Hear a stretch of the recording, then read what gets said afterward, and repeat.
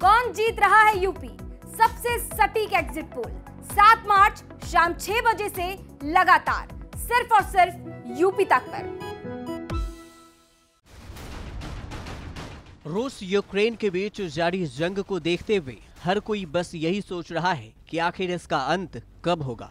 वहीं दूसरी तरफ लोगों की नजरें अमेरिका पर टिकी हुई हैं कि अमेरिका युद्ध रोकने के लिए क्या कर रहा है। इस बीच अमेरिका के पूर्व राष्ट्रपति डोनाल्ड ट्रंप ने जो बाइडेन प्रशासन पर अटैक किया है। द सन की रिपोर्ट के मुताबिक ट्रंप ने फोन पर बात करते हुए कहा, ओबामा शासन के दौरान रूस ने क्रीमिया पर कब्जा किया और अब बाइडेन के शासन के दौरान यूक्रेन पर हमला कर दिया। मेरे शासन के दौरान किसी में अमेरिका को आंख दिखाने की हिम्मत नहीं थी। अफगानिस्तान से जिस तरह हमारी सेना वापस लौटी है, उससे रूस और चीन को शय मिल गया है। दोनों देश समझ लिया है कि अब अमेरिका कमजोर है और कोई बड़ा फैसला नहीं कर सकता। चीन भी रूस यूक्रेन युद्ध के बाद ताइवान पर हमला कर सकता है।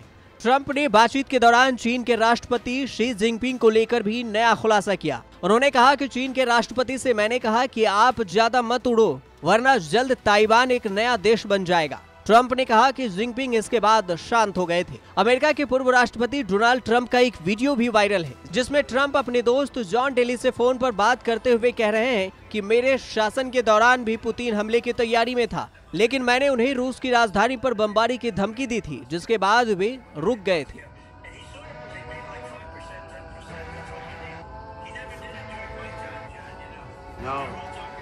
No, it's funny. It's funny how she didn't bother you either.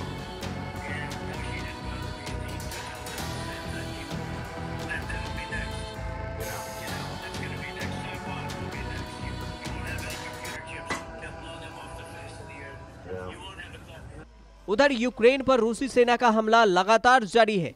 साथ ही पुतिन ने चेतावनी दी है कि यूक्रेन अगर नहीं सुधरा तो रिजल्ट भयावह होगा।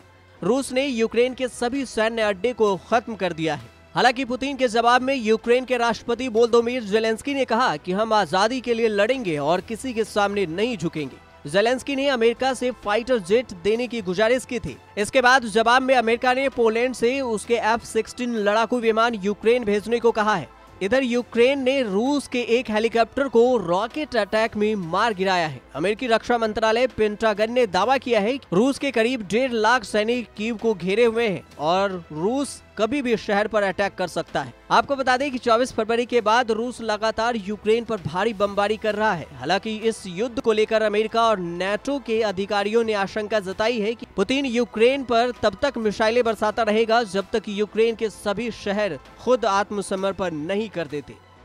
ब्यूरो रिपोर्ट, न्यूज़ तक।